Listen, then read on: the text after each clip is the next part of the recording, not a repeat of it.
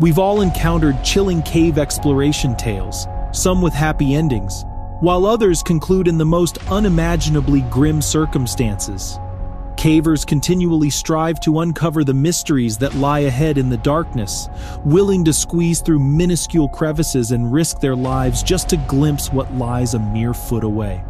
Yet, even their confidence in the path ahead can lead to unexpected surprises, turning a seemingly innocuous hobby into a harrowing saga etched in history. Here at the Faculty of Truth, we journey back to 1925 when Kentucky cave explorer Floyd Collins found himself trapped underground after a simple misstep in a narrow passage. What began as a minor error escalated into a monumental rescue effort that captivated national headlines, evolving into a clash between heroism and folly, selflessness and selfishness, and ultimately, life and death. William Floyd Collins, commonly known as Floyd Collins, was born on June 20, 1887 in Logan County, Kentucky, to Lee Collins and Martha Jane Burnett. From his early years, Floyd harbored a passion for cave exploration. This avocation eventually led to the discovery of Crystal Cave in 1917, nestled beneath his father's farmland. Floyd undertook the task of developing the cave into a tourist attraction, showcasing its unique helictite and gypsum formations. During Floyd's time, cave tourism emerged as a lucrative yet fiercely competitive industry. The period became known as the Cave Wars due to the intense rivalry and dubious tactics employed by competing cave owners. Despite its natural beauty, Great Crystal Cave struggled to turn a profit, primarily due to its remote location along Flint Ridge Road. Visitors often bypassed it in favor of more accessible show caves offering similar attractions. Recognizing the potential of another cave on Beasley Doyle's property, Floyd set his sights on Sand Cave. Strategically positioned beside Cave City Road, Sand Cave presented a prime opportunity for attracting travelers en route to popular destinations like Mammoth Cave. Floyd struck an agreement with Beasley Doyle to explore Sand Cave, with plans to share the profits if the cave proved to be as promising as anticipated. On January 30, 1925, Floyd Collins made the bold decision to push further into Sand Cave than ever before, armed with only a single kerosene lantern. Before proceeding, he removed his coat and draped it over a nearby boulder.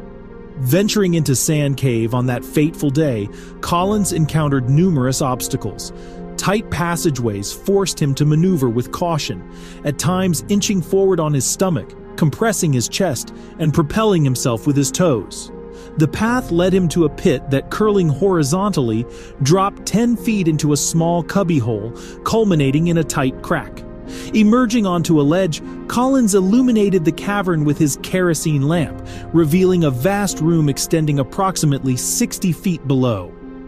It is believed that Floyd discovered a large grotto chamber, though its existence was never verified. Despite the challenges, his curiosity drove him onward, but soon his lantern began to flicker ominously. The explorer made the decision to retreat. Collins carefully maneuvered himself back to the ledge and began inching toward the horizontal crack. Lying down and flipping onto his stomach, he pushed the lantern ahead of him as he wriggled into the narrow passage. Suddenly, the cave was engulfed in darkness as Collins accidentally knocked over his lantern. Despite the sudden loss of light, Collins remained calm. He had experienced being trapped in the dark before.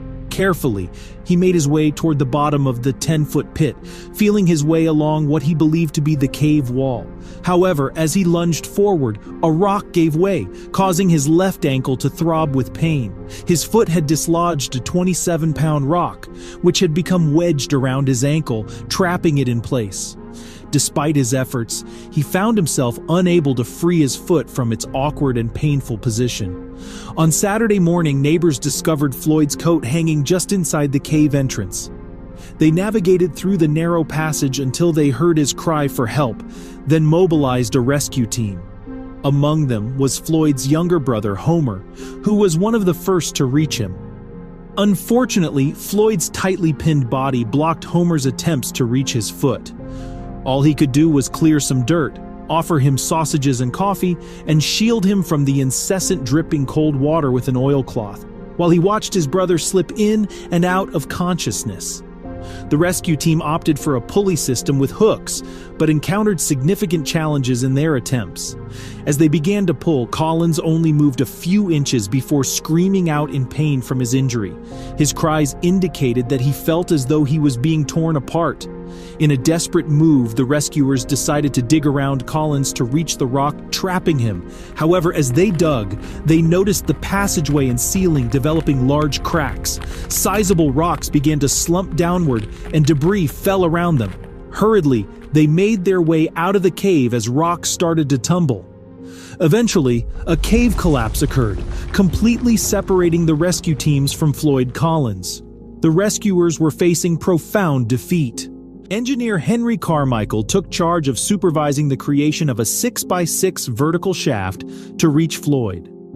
The use of drills, power shovels, and pneumatic drills was prohibited in the rescue attempt due to the fear of causing a cave collapse that could potentially kill Floyd. Only picks and shovels were permitted for the task. After hours of debate about where to position the shaft, the project finally started. On Sunday, February 8th, in a tragic and bizarre turn of events, Floyd himself became the center of attention, drawing thousands of curious onlookers to the area. It seemed everyone wanted to be part of America's most compelling story. Vendors capitalized on the spectacle, selling balloons, hot dogs, pies, and snake oil remedies, while traffic snarled for miles around. Floyd had now been trapped in Sand Cave for a week, and the shaft had reached a depth of 17 feet, spacious enough for 3 people to work at a time. As a cold front swept in, bringing snowfall and plummeting temperatures into the 20s, progress on the shaft slowed due to numb hands and cold feet. 13 days into his ordeal, Floyd had not eaten for over a week, and the shaft had reached a depth of 52 feet, with only 2 workers able to operate at once. Constant shoring was required to prevent collapse. Upon reaching 55 feet, the sides began to slump, prompting the rescuers to dig laterally in a desperate bid to reach Floyd more quickly. A radio amplifier had been hastily connected to the wire supplying Collins's light bulb. A scientist believed the amplifier could detect vibrations whenever Collins moved. Indeed, the amplifier crackled with activity 20 times every minute, providing a glimmer of hope that Floyd might still be alive. Persistent rain and fog continued to shroud the Cave City area as an estimated 5,000 people flocked to Sand Cave to witness the rescue efforts. Reporters from far and wide descended upon the scene as news of Floyd Collins's entrapment spread across the nation. Among these reporters, William Burke Miller stood out, making several daring trips into Sand Cave to interview Floyd, a feat that would later earn him the Pulitzer Prize. On the 18th day following his entrapment, at 1:30 p.m., a breakthrough was made into a Sand Cave passage.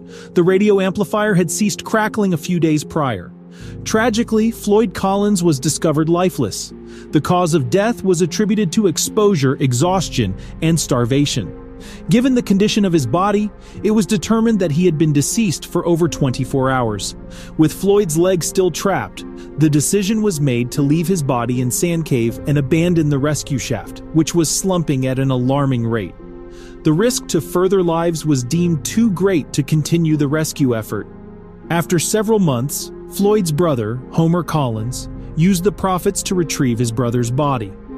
Homer expressed that he would never find peace of mind if Floyd remained there. On April 17th, 7 miners redug the shaft and penetrated Sand Cave, this time behind Collins's corpse, and removed the rock pinning his leg, which weighed just 27 pounds. Eventually, Collins was laid to rest in a grave in the family cemetery, marked by a stalagmite headstone. Unfortunately, he did not rest there long. Floyd's father sold Crystal Cave to a local dentist who had Floyd's body placed in a glass-topped casket inside the cave on June 13, 1927, turning it into a heavily advertised tourist attraction. Visitors flocked to peer through a little window at the doomed cave explorer's corpse, with a tombstone installed next to it bearing the epitaph, "Greatest Cave Explorer Ever Known." In March 1929, the body mysteriously disappeared. It was found hours later with the help of bloodhounds at the edge of the Green River. Although one leg was missing, the remains were returned to the cave. In 1961, Crystal Cave was sold to the federal government, which inherited the dilemma of what to do with the body. They opted to leave it be. Floyd remained in the cave. Over time, Floyd's relatives exerted pressure on the National Park Service to release his body for burial near the ancestral home. Finally, on March 24, 1989, Floyd was buried for the final time at the Mammoth Cave Baptist Church Cemetery on Flint Ridge.